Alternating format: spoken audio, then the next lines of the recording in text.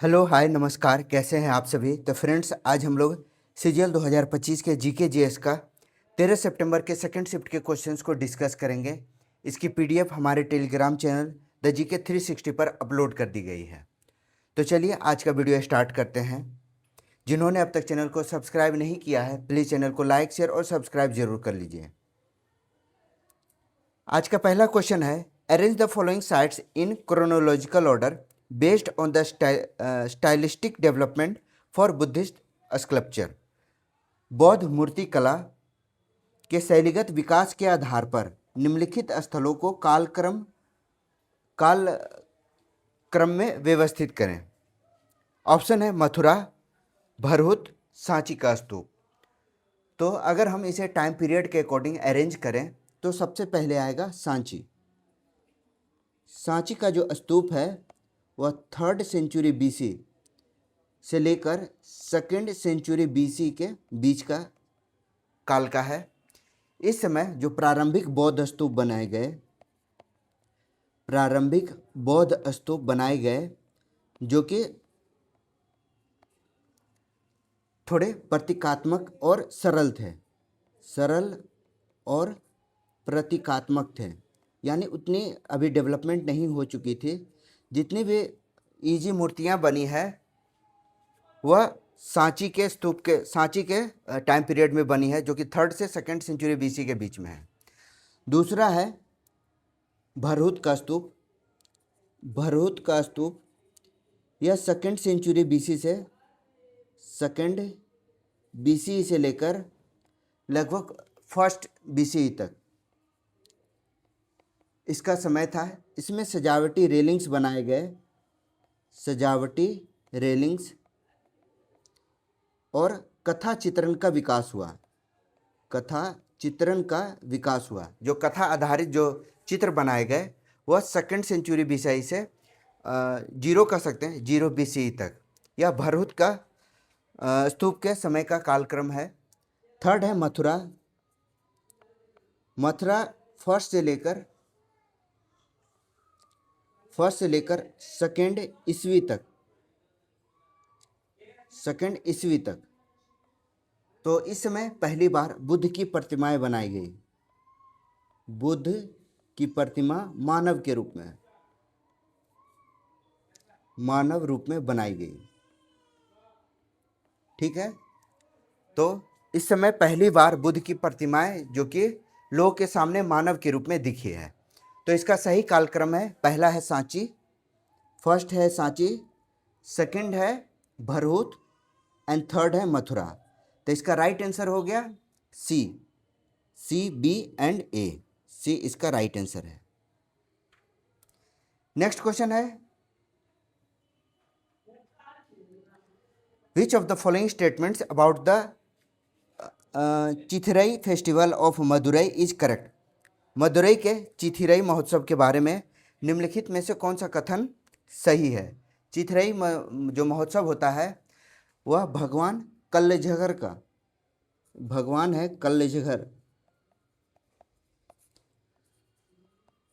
कल्लझगर के स्वर्ण आगमन, उनका स्वर्णिम घोड़ा है, तो स्वर्णिम घोड़े के आगमन पर मनाया जाता है। यह तमिल कैलेंडर का चिथिरई महीना है। भगवान कल्लझगर का स्वर्णिम घोड़े पर आगमन पर मनाया जाता है। बी इसका राइट आंसर है। यह चिथिरई महीने में यह अप्रैल मई का समय होता है। अप्रैल मई के समय में यह मनाया जाता है। इसमें मीनाक्षी और सुंदरेश्वर विवाह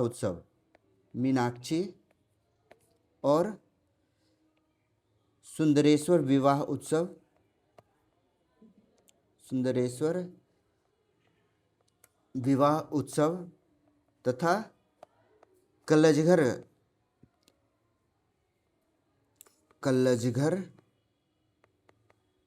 का संयुक्त पर्व के रूप में मनाया जाता है। क्लियर है, तो इसका बी राइट आंसर होगा। नेक्स्ट है, what is the term for a structured musical composition in Hindustani classical music? Hindustani शास्त्रीय संगीत में संरचित संगीत रचना के लिए क्या शब्द है? ऑप्शन है कीर्ति, बंदिश, गमक या रस। तो बंदिश जो होता है, बंदिश वह राग की निश्चित संरचना होती है। जो राग है उसकी निश्चित रचना होती है, एक खास स्ट्रक्चर पर राग को बनाया जाता है जिसमें बोल और ताल दोनों होते हैं, बोल भी होते हैं और ताल भी होते हैं।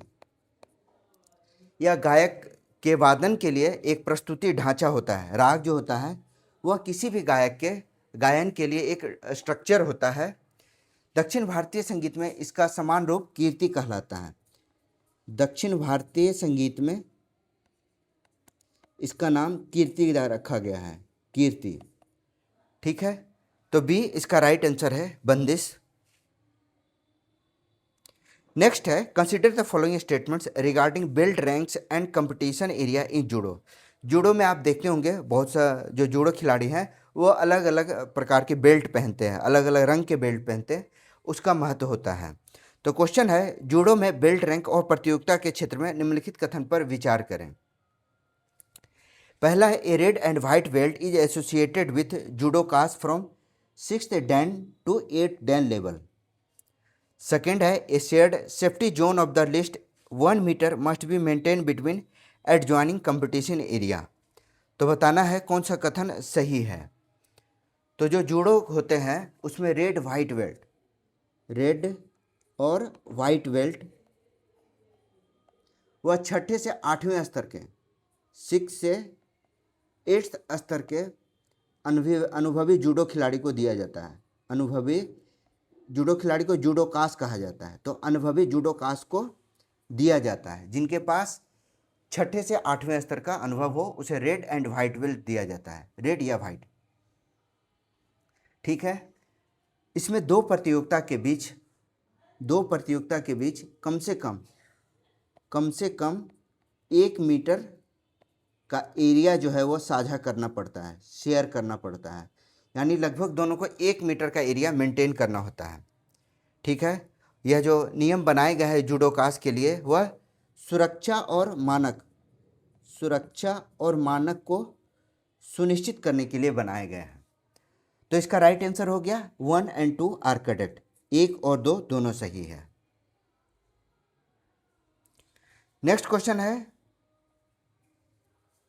Who broke the 30-year-old Asian Games men's 5000 meet record in national open athletics championship 2024।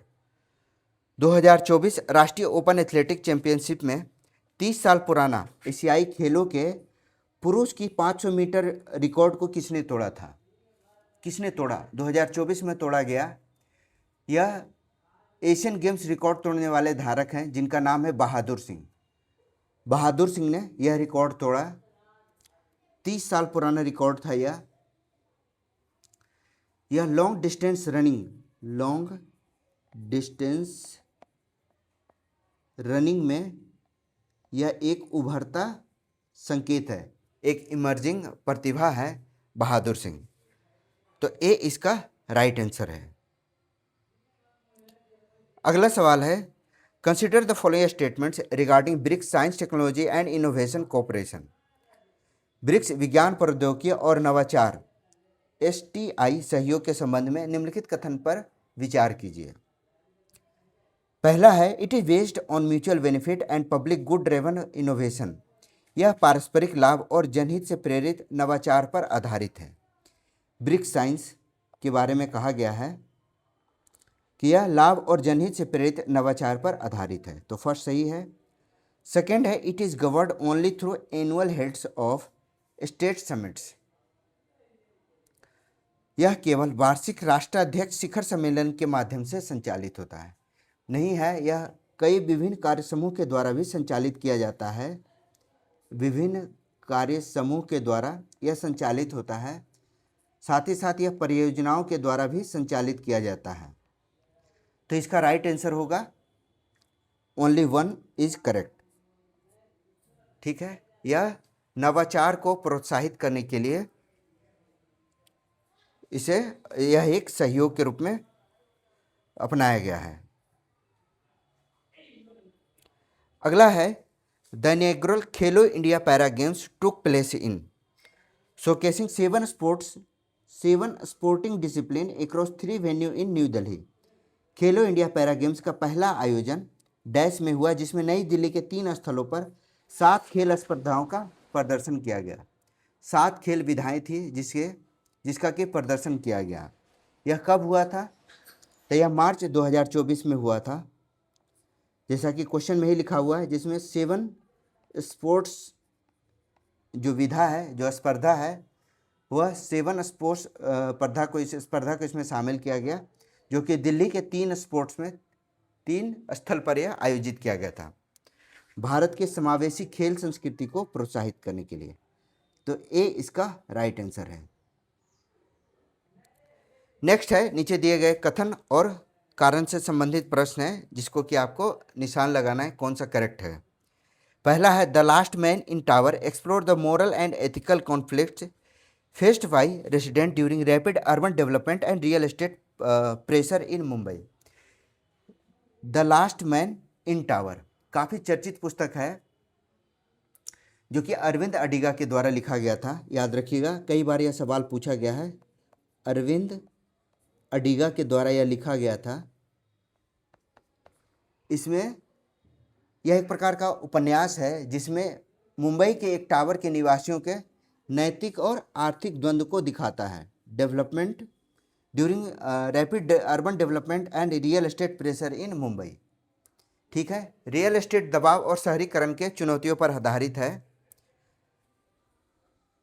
Second है the novel focus on the historical evolution of Mumbai architecture and it's colonial past. यह क्वेश्चन में लिखा हुआ है, यह फोकस है historical evolution of Mumbai architecture and colonial past. यह past के बारे में नहीं, बल्कि यह अभी हाल के बारे में बताया गया है। यह नैतिक संघर्ष पर केंद्र है। कॉलोनियल पास्ट के नैतिक संघर्ष पर केंद्रित है। तो इसका राइट आंसर हो गया, ओनली 1 इज करेक्ट, और आर इज फॉल्स। सी इसका राइट आंसर है। ठीक है, इसमें कहा गया कि हिस्टोरिकल इवोल्यूशन ऑफ मुंबई, यह ऐतिहासिक स्थापत्य पर नहीं बल्कि अभी के नैतिक संघर्ष पर यह केंद्रित है, इसलिए आर गलत है। नेक्स्ट है choose the correctly match cave feature and it's formation. सही सम्मिलित गुफा विशेषता और उसके गठन का चयन करना है। मैचिंग का क्वेश्चन है। पहला है स्टेलेक्टाइट, यह गुफा के तल से ऊपर की ओर बढ़ता है। ठीक है। सेकंड है stalagmite, form by dripping water from cave ceiling. Stalagmite गुफा की छत से टपकते पानी से निर्मित है। थर्ड है पिलर, जो कि गुफा की छत से लटका हुआ है, हिंदी में स्तंभ कहा जाता है। एंड फोर्थ है स्टेलेक्टाइट, ऊपर की ओर खनिज प्रवाह के द्वारा निर्मित है। तो गुफा संरचना को मैच करना है, तो इसका राइट आंसर होगा स्टेलेग्माइट। बी इसका राइट आंसर है। स्टेलेग्माइट जो है वह गुफा के फर्श पर नीचे की ओर टपकते पानी से निर्मित होता है। गुफा की छत से टपकते पानी से निर्मित है। एंड है दूसरा स्टेलेक्टाइट, यह छत से नीचे की ओर लटकता है। छत से नीचे की ओर टपकता है, नीचे की ओर टपकता है। दोनों मिलकर जब स्टेलेक्टाइट और स्टेलेग्माइट, एक नीचे की ओर होता है, एक ऊपर की होता है, यह जब दोनों यह मिल जाता है तो स्तंभ का निर्माण होता है। क्लियर है? तो बी इसका राइट आंसर है। What is the primary function of the NBS 02 satellite launch aboard GSLV F-15? GSLV F-15 के माध्यम से प्रक्षेपित NBS 02 उपग्रह का प्राथमिक कार्य क्या है? तो GSLV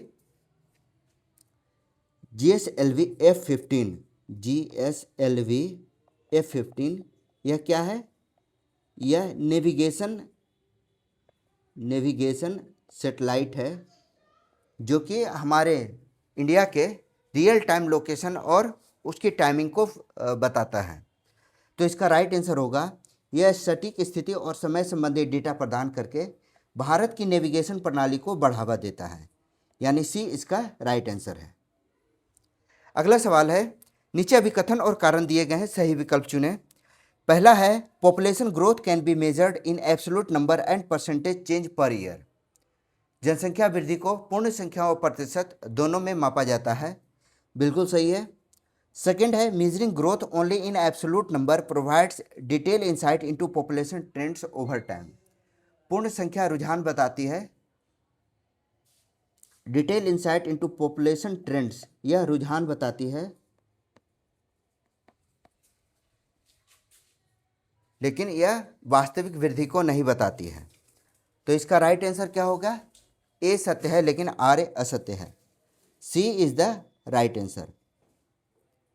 ठीक है, सी इसका राइट आंसर है।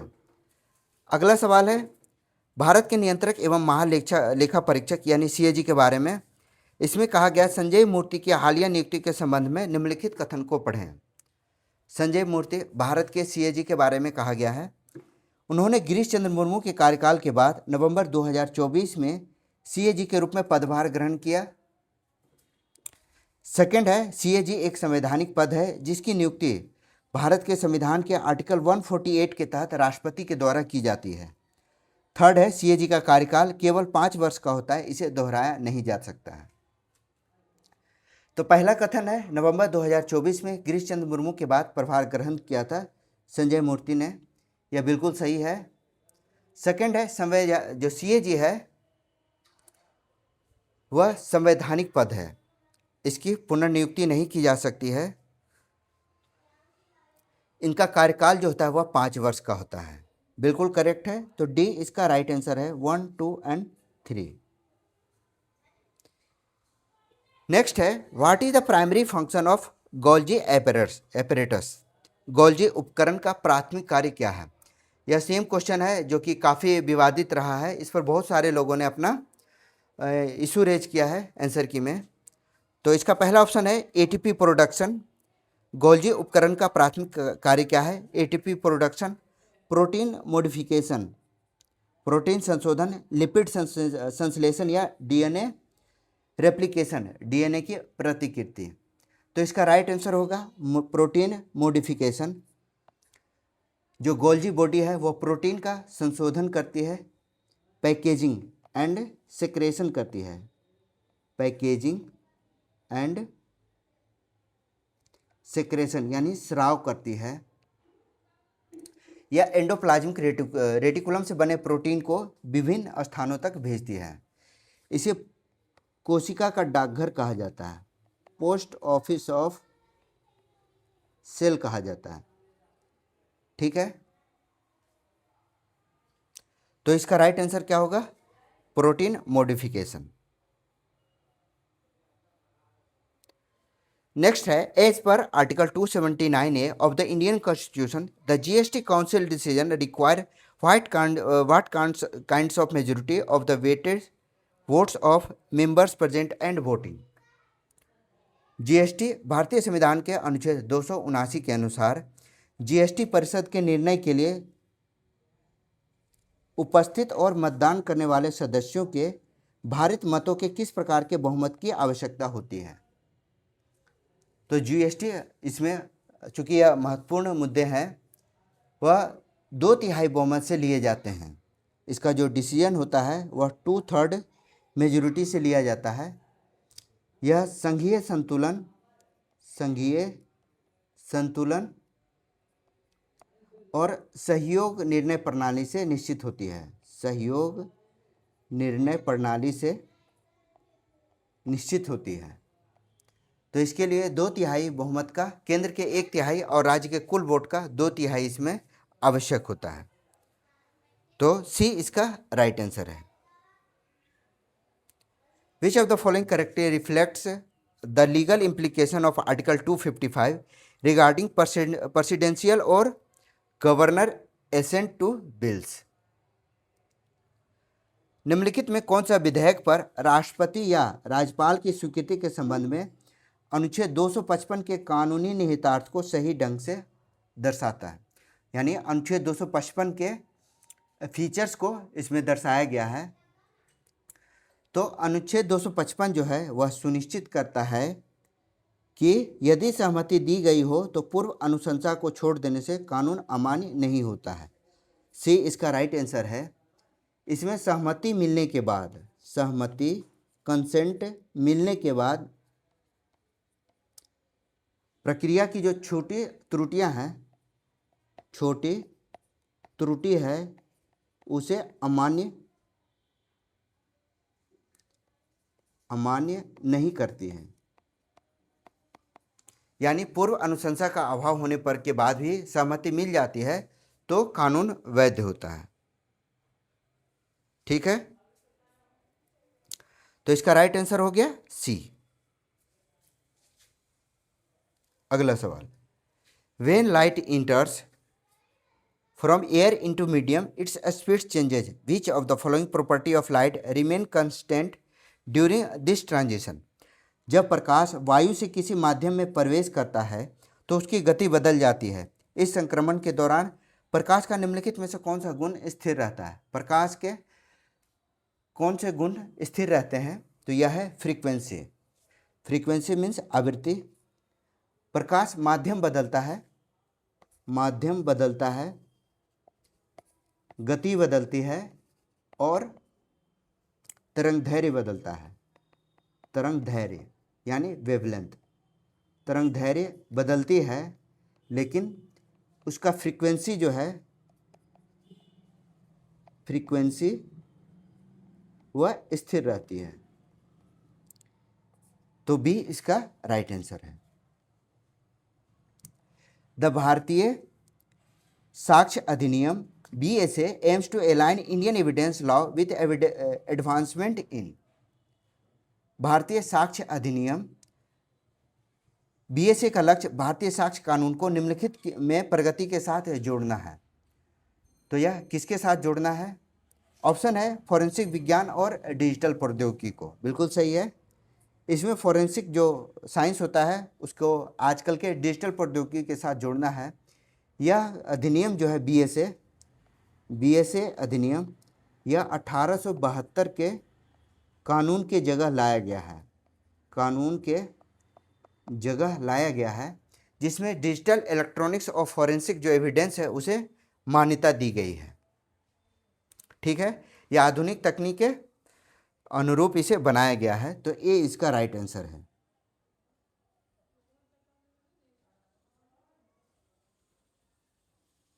ठीक है, next, read the below statements mark as assertion. A कथन और कारण का प्रश्न है। राष्ट्रीय विज्ञान पुरस्कार एक नागरिक विज्ञान पुरस्कार है। ठीक है, पहला है राष्ट्रीय विज्ञान पुरस्कार एक नागरिक विज्ञान पुरस्कार है। रीजन है यह संस्कृति मंत्रालय के द्वारा प्रदान किया जाता है। ठीक है, तो ये सत्य है लेकिन आर है वह गलत है। यह संस्कृति मंत्रालय के द्वारा नहीं बल्कि विज्ञान और प्रौद्योगिकी मंत्रालय के द्वारा दिया जाता है। साइंस एंड टेक्नोलॉजी मिनिस्ट्री के द्वारा दिया जाता है भारतीय वैज्ञानिक के उत्कृष्ट योगदान को सम्मानित करने के लिए। तो इसका राइट आंसर होगा सी। ए सत्य है लेकिन आर असत्य है। C is the right answer. The global gender gap report primarily measures disparity between genders in which key area. जो वैश्विक लिंग अंतराल रिपोर्ट है वह मुख्यतः किन प्रमुख क्षेत्रों में लिंगों के बीच असमानता को मापता है? तो सबसे पहले जो ग्लोबल जेंडर रिपोर्ट है वह WEF यानी वर्ल्ड इकोनॉमिक फोरम के द्वारा जारी किया जाता है, विश्व आर्थिक मंच के द्वारा। इसमें लिंग समानता की स्थिति को मापा जाता है, जेंडर इक्वलिटी को मापा जाता है। यह मुख्य रूप से 4 क्षेत्र में दिया जाता है, जिसमें पहला है पॉलिटिक्स, दूसरा है आर्थिक क्षेत्र में, थर्ड है हेल्थ के क्षेत्र में और फोर्थ है एजुकेशन। यानी इन 4 क्षेत्रों को मेजर किया जाता है। तो ये इसका राइट आंसर है, politics, economy, health, education.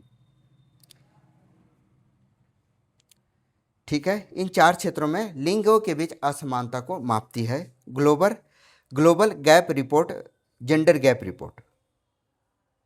Next question है, Thang Ta is a traditional martial dance association with which north eastern state of India. Thang Ta यह एक पारंपरिक मार्शल नृत्य है जो भारत के किस पूर्वोत्तर राज्य से संबंधित है। काफ़ी महत्वपूर्ण क्वेश्चन है, कई बार एग्जाम में पूछा गया है। यह मणिपुर का पारंपरिक नृत्य है, मणिपुर का पारंपरिक नृत्य है, इसे बोलते हैं थांगटा। याद रखिएगा, यह मार्शल नृत्य है जो कि थांग यानी तलवार और टा जो होता है वह भाला के लिए प्रयोग किया जाता है, थांगटा। यह युद्धक नृत्य है जिसमें आत्मरक्षा की कला को विकसित करने का प्रतीक माना जाता है। तो सी इसका राइट आंसर है, मणिपुर। अगला सवाल है, which of the following industry pairs is correctly grouped as heavy industry. कौन सा उद्योग सही रूप से भारी उद्योग के रूप में वर्गीकृत किया गया है। तो भारी उद्योग वे उद्योग होते हैं जिसमें बड़े निवेश और बड़े मशीन की आवश्यकता होती है, बड़े निवेश और बड़े मशीन की आवश्यकता होती है। तो इसका राइट आंसर कौन होगा, आप खुद ही अंदाजा लगा सकते हैं। Shipping and automobile, ship building and automobile, जहाज निर्माण और ऑटोमोबाइल, यह बड़े एवं भारी उद्योग के अंतर्गत आते हैं जिसमें काफ़ी बड़ी उत्पादन इकाइयाँ होती है और काफ़ी महंगे पूंजी उपकरण लगते हैं। तो बी इसका राइट आंसर है। अगला सवाल है, the president is elected by N electoral college while the governor is. राष्ट्रपति का चुनाव जो कि एक निर्वाचक मंडल के द्वारा किया जाता है, तो पूछा गया है राज्यपाल का चुनाव किस तरह होता है। तो राज्यपाल का जो चुनाव होता है वह राष्ट्रपति के द्वारा राज्यपाल को नियुक्त किए जाते हैं, उनका चुनाव कोई इलेक्शन के द्वारा नहीं होता है। अनुच्छेद 155 के तहत राज्यपाल का पद है जिसकी नियुक्ति राष्ट्रपति के द्वारा की जाती है। राज्यपाल की नियुक्ति राष्ट्रपति की द्वारा की जाती है और राज्य का जो संवैधानिक प्रमुख होता है वह राज्यपाल ही होता है। तो बी इसका राइट आंसर है। ठीक है, अगला सवाल, the western Ghats are a recognised biodiversity hotspot, which of the following is currently considered the most significant threat to its endemic species beyond general habitat loss.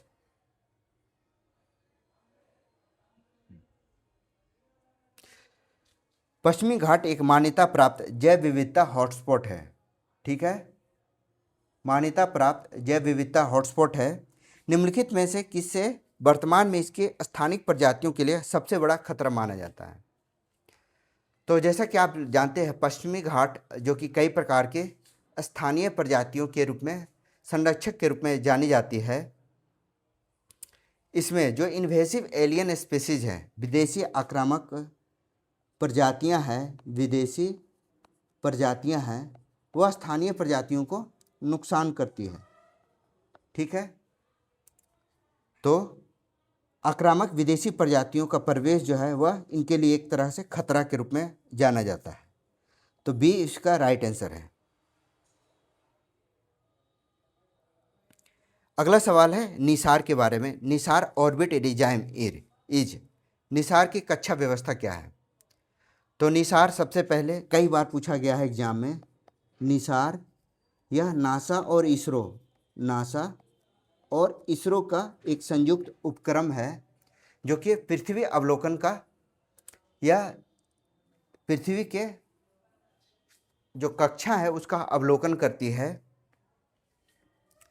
ठीक है, तो इसका राइट आंसर है, इसकी कक्षा व्यवस्था के बारे में पूछा गया है। तो यह पोलर सन